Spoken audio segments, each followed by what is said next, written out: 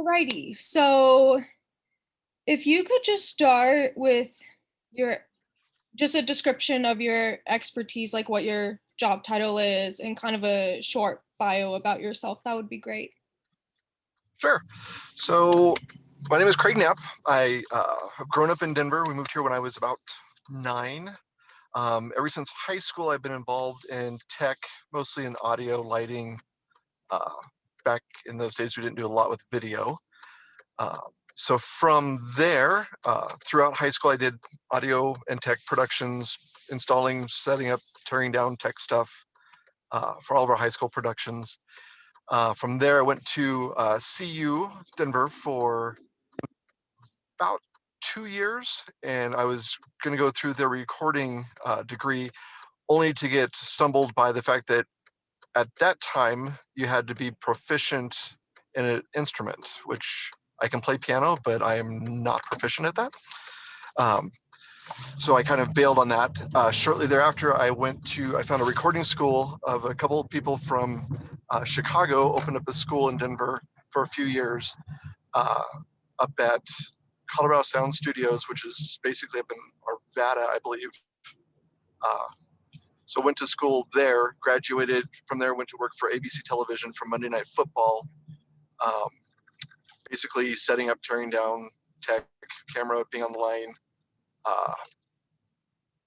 Pretty much did a lot of different job opportunities there. From there, went straight into working full-time for church ministry in mostly multimedia in their television departments or video, audio. And that's kind of where I've lived. I did a couple of short little stints at other churches where I managed a web department for a long time, delivering podcasts, broadcast television shows, live streaming, stuff like that. And eventually ended up at Grace for a few years. We did a lot of integration of audio and video onto the websites, managed and took care of that for them, and then transitioned to Southern Gables, where I'm their technical director in charge of pretty much everything that relates to audio, video, lighting, and online web presence. Great. Gushing of materials. So that's kind of just a brief synopsis. Well, great. Thank you for that information. Sure. So I do have a few questions that I want to ask you. I might not be able to get through all of them, but I'm going to try to get through the more important ones. Please explain your theology of worship, giving biblical support. So I believe that we are called to worship God in actions, and as far as also submitting ourselves to what He has called us to do, and to the fact that He is sovereign over all. As far as I perceive it to be from a sense of gratitude in His sovereignty, because He basically chose to make a path for us to be able to spend eternity with Him, although He does not need us. So I think in our actions and words, we should always worship God in glorifying Him with what we do. And I do believe there's also a calling in Scripture where we need to take time out of our lives, daily lives, and spend time worshiping God, whether that be singing praises to Him, whether that be reading, whether that be praying. I think they all fall into underlying worship, because you see David in the Psalms do all of those. He even cries out to the Lord, he even yells at the Lord, he gets mad and talks to Him about it. I think we tend to over rationalize what worship is, when worship is really to help us build our relationship with Christ and with God. Okay. Describe what worship looks like in the church and why it's more than just music or technology. Okay, so it's kind of a funny thing. When at another church I was at, we had a couple people that were new to church, and this kind of described what I think outside people look at. At the end of the service, they came back to the tech booth and they asked, so what was with the karaoke during the music portion of the service? I think typically the church views worship as just being the music portion and not being the entire service and not being us giving up of our time to go to church, to be in fellowship with Christ and to be in fellowship with one another. So I think it's basically us sacrificing what time God has given us, which just kind of seems weird, to worship Him for the time that He's given us. Okay. In what specific ways do you involve the congregation in gathered worship in your position as the technician director?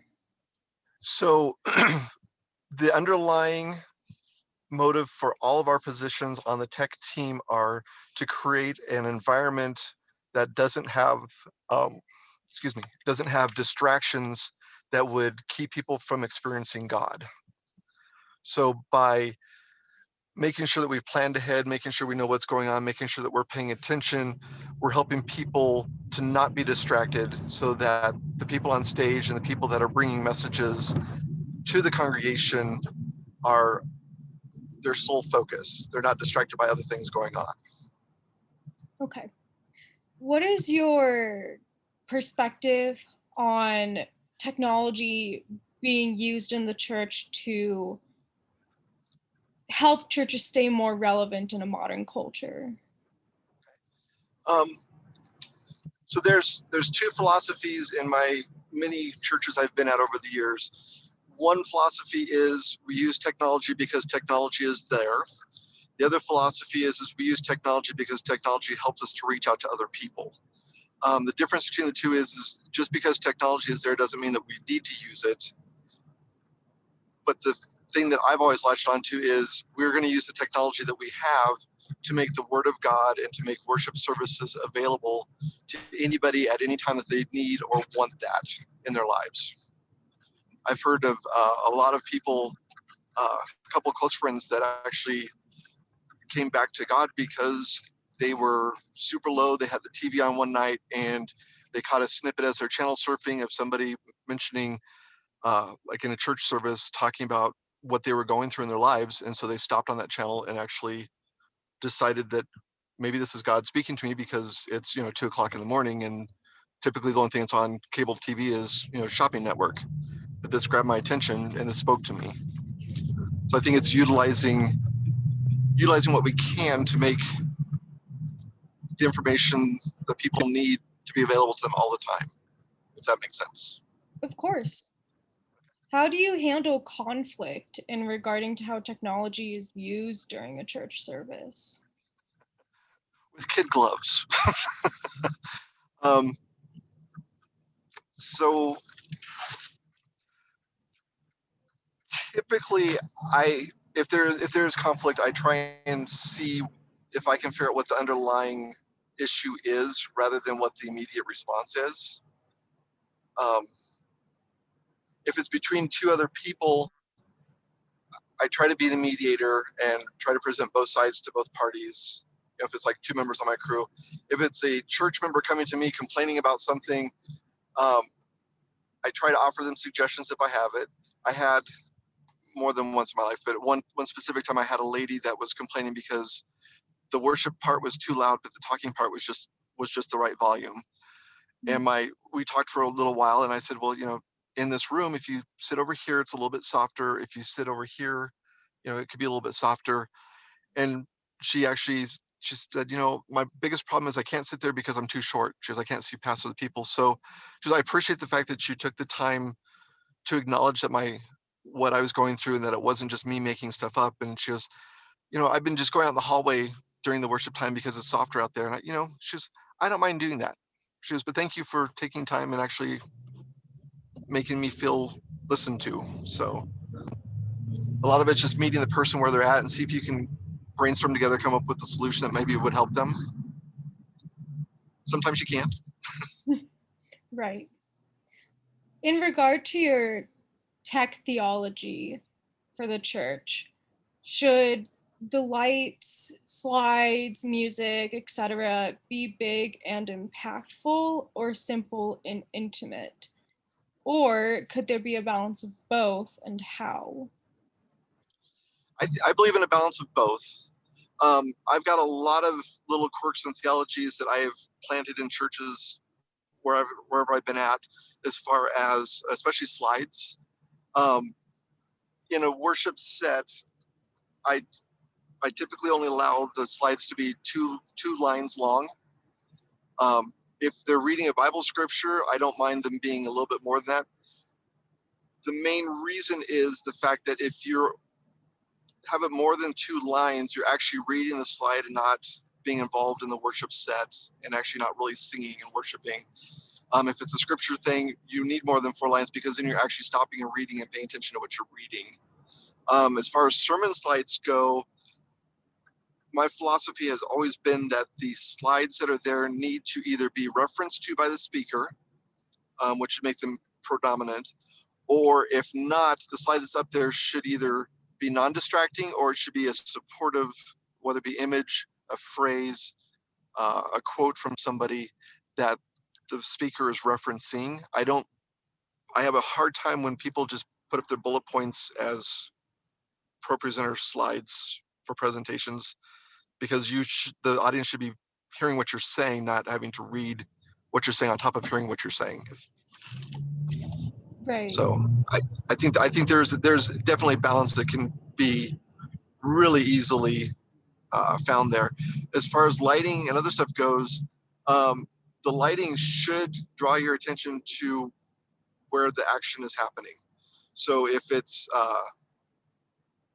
I've always been in favor of if the person who's speaking, his light should be brighter than the lights in the audience. All the lights and audience should be bright enough that people can still read and take notes if they want to. But that naturally, by them being brighter, your eyes are drawn there and you're not distracted. Right. With colored lights specifically, Okay. what is your perspective on what colors are used during certain times based on color psychology? So Okay. with colors that are being used, should there be a reason behind why a certain color is used? I know the psychology behind colors.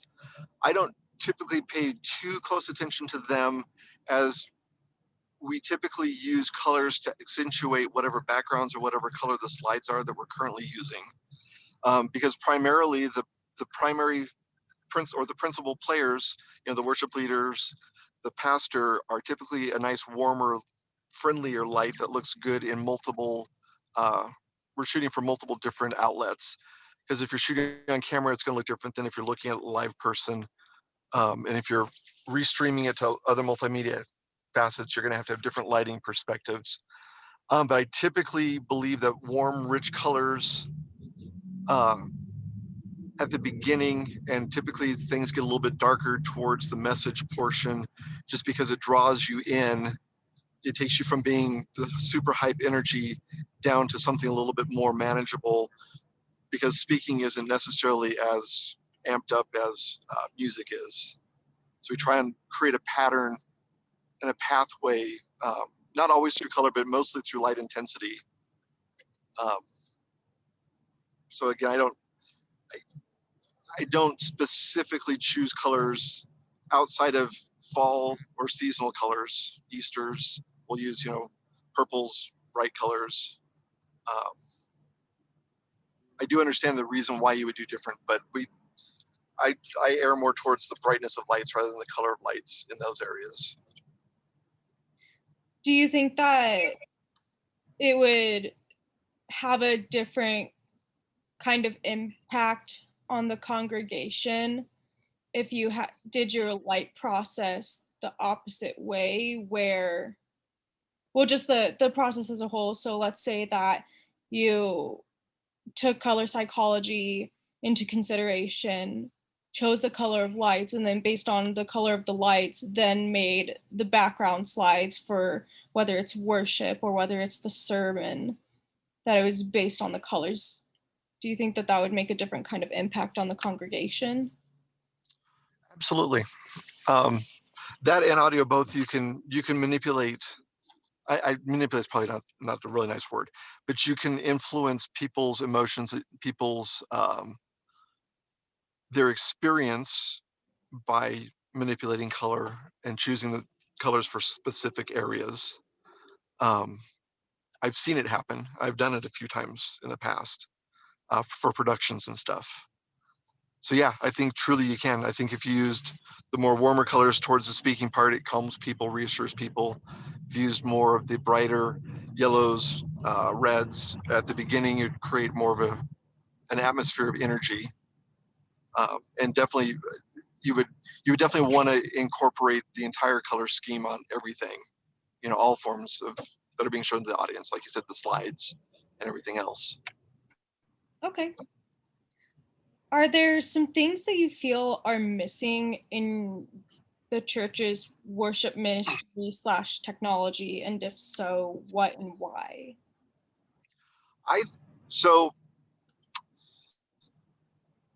I think one judge of color for most churches that I've been around, with a couple of exceptions, are they're looking to fit a specific time slot rather uh, than an experience related time frame.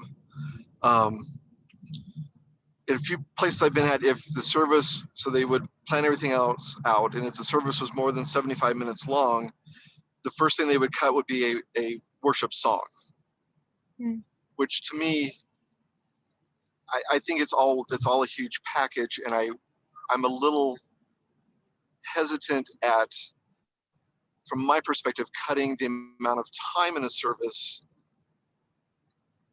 at, at the expense of not allowing people to experience what the service was built around and built to be.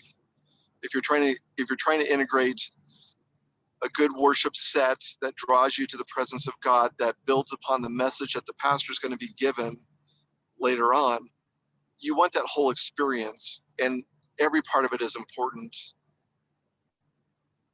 And I think we tend to short sheet the services for time rather than for truly experience related. A lot of times the service seems longer than it truly is. A lot of times it seems a lot shorter than it truly is, even when it's longer than it normally is. The service is done before the preaching is over, or the service is done and you're like, holy cow, that only seemed like 5 minutes, but it was 2 hours long. If you build the service around that, around the experience rather than around the time, I think that's a huge missing gem that a lot of places could benefit from. Right. Um, I think as well, sometimes we place a little too much importance and value on making sure that the technology is there for the people all the time. I mean, if you look back in the days of Christ and of Paul in the early churches, they didn't have technology. They didn't have lyrics up on the screen for people. They sang from their heart, and they sang songs that they knew. And if they didn't know it, they learned the song. I mean, when I was growing up in church, we didn't have ProPresenter. We didn't have PowerPoint. We knew the songs. We learned them and we sang them. I think we've tried to coddle the people too much from my perspective. If changes are to occur with technology facilitating worship, what would be the desired process for change? It would. So it kind of goes back to earlier, where we would need the technology because it's fulfilling a need, not just because it's technology. There's with ProPresenter, the previous version, they added all this cool integrating stuff that you could do, where you could pull in tweets from your Twitter feed, or if you hashtag something, you could have ProPresenter scan all of Twitter or all of different social media outlets, and pull in those hashtags for you to display on screen, which is really cool for conference, but not really beneficial in a church service. Or even the text your questions in live. That was another technology that, yeah, you can do that, and yeah, it's kind of cool, but it's not really practical, especially because you're dealing with the whole time crunch issue that modern services are going through these days. So for me, if a technology grade is there, it needs to either be fitting a need that the church body has, or saving money by allowing you to do multiple things, allowing it to be a multi-purpose tool rather than a single-purpose tool.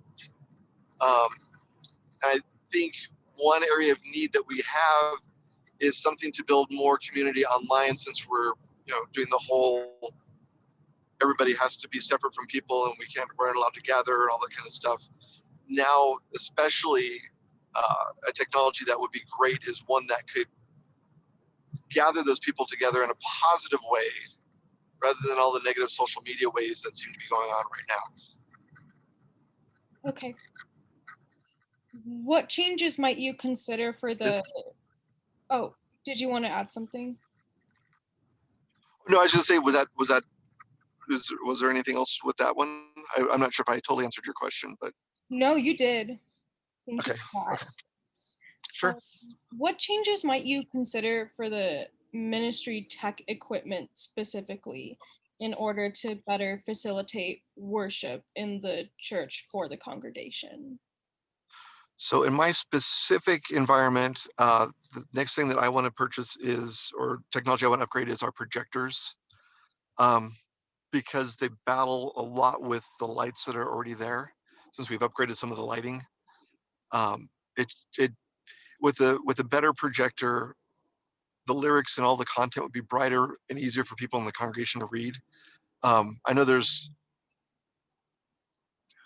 typically, as you get older, your eyesight tends to fade a little bit more, and it's sometimes really hard to read when there's a lot of stuff going on.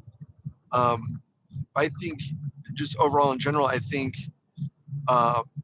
any technology that would make the message stand out clearer and better and be able to be accessed easier, like an example, the projector being able to read it easier. Any of that kind of technology, I think, is huge, and we need to really start thinking that direction. Right, of course. I think you somewhat already answered this, but just to make sure, how would you Sure. describe your vision of what you would love to see in the worship team slash technology at the church? Um,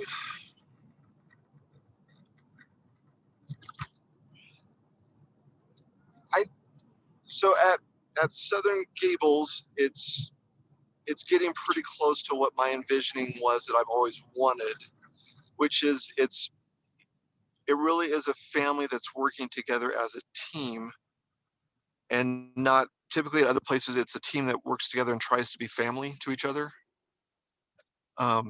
That interrelational bond is super important, especially to a tech and worship team, and especially to a team that's trying to deliver God's love to the congregation and through message. If that isn't there, the people on the outside truly see that. It's whether whether people on the team want to admit it or not. I've seen that happen more than once in different places where if there isn't that gelling and there isn't that family atmosphere in the tech or even in the worship team that's on the stage, and especially those two groups together, it really is noticeable from the outside. I think that's a real negative, not only to the whole team, but to your witness to the world. Right. Yeah.